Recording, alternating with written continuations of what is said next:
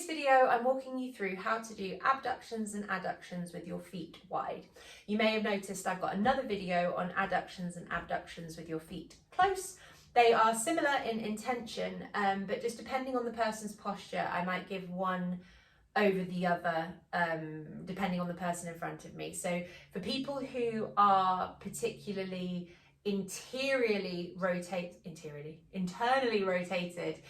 through their femurs and their kneecaps, I might focus on giving them the feet close position because that encourages more external rotation. If someone's very externally rotated in their kneecaps kind of face out to the side, I might be more likely to give them this version because it's more focusing on internal rotation of the hip. So it just, for them, would make more sense. So I don't know if that makes sense.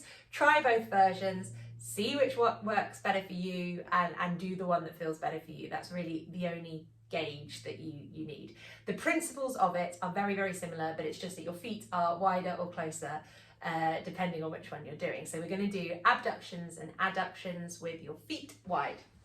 You're going to need a wall, and you're going to start off in this type of position. So before we even think about your legs and your feet, I want you just to think about your pelvis, your spine, your rib cage and your shoulders.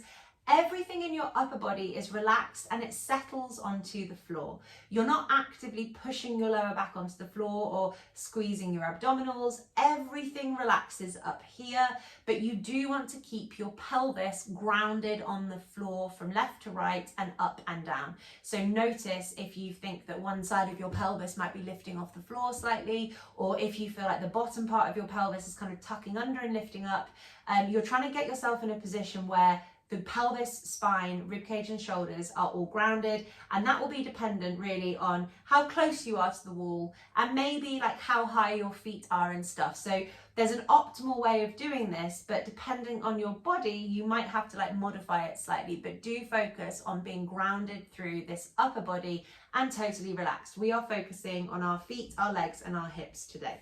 So in the other video, we were talking about the hip close position, which is where the toes, ankles, knees and hips are basically all in alignment with one another. This time we're going to take the feet wide. As we take the feet wide, and it might be that you can't quite go as wide as me, and maybe I was even too ambitious then as well, we'll see. When you take the feet wide though, what's really important is that you maintain that parallel position through your feet. So I've taken my feet wide, but they are still both on train tracks facing the ceiling. They are not out to the side through the feet. So you have to keep your ankles still, but pivot the toes in most of the time. You're trying to keep your feet level from side to side. So I have got a pelvic disparity, and this is a great exercise for me to do, but I always find that I want my right foot to be a little bit lower. So you're trying to keep the feet level from side to side. A parallel foot is really, really important. So these are parallel feet.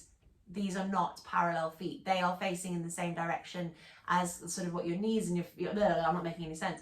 When you do that, you are not doing a different rotation through the foot. So this is teaching more of an independence of movement through the foot to the hip, which is what we want. So the feet go wide, but they stay parallel, and that does not change. Palms facing up, upper body relaxes.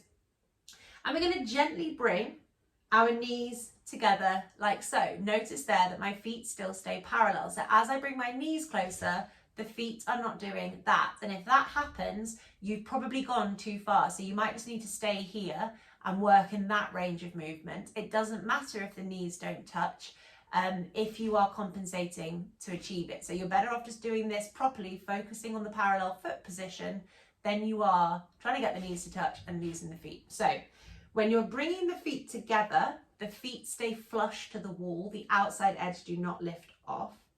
And then when you bring the legs apart, you are rotating around the outside edge of the feet onto the outside edge of the feet, and the feet once again stay parallel, or as parallel as you can, facing up towards the ceiling.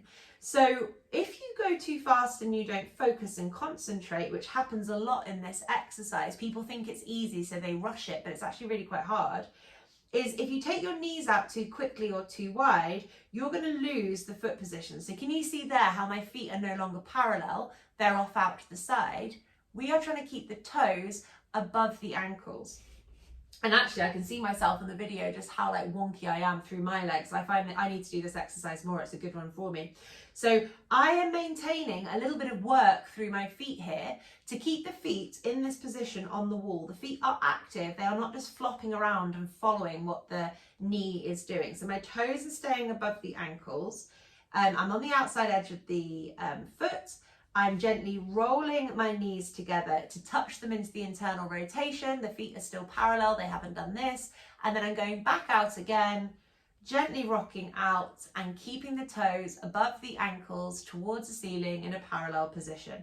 And we're going to move slowly and mindfully through potentially 3 lots of 20 of these, where you're trying to get your knees as wide as you can, but not at the expense of the foot position, your levels of pain, or if your like pelvis starts kind of shifting and moving too much. This is hip rotation, not pelvic rotation. And it's also working the control of the feet. The feet are in a kind of supinated, or the ankles are in like a supinated position here, but the big toe is also waking up the arches of the foot by having them facing towards the ceiling. So I can already feel that this is quite hard work for me, but I feel like I'm getting a bit more mobile and a bit more level from side to side.